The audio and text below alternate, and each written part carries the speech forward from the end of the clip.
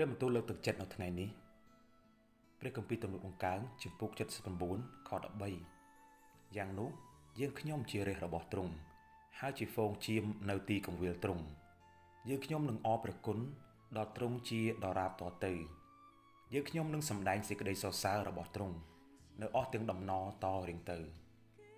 សេចក្តីអធិដ្ឋានអោព្រះអង្គម្ចាស់សូមជួយយើងខ្ញុំឲ្យមានការប្រុងប្រយ័ត្ននៅក្នុងការបន្សល់ទុកនៅកេរដំណែលរបស់ទ្រង់ក្នុងសម័យដែលយើងខ្ញុំរស់នៅការចែករំលែកនិងការប្រើសេចក្តីជំនឿរបស់យើង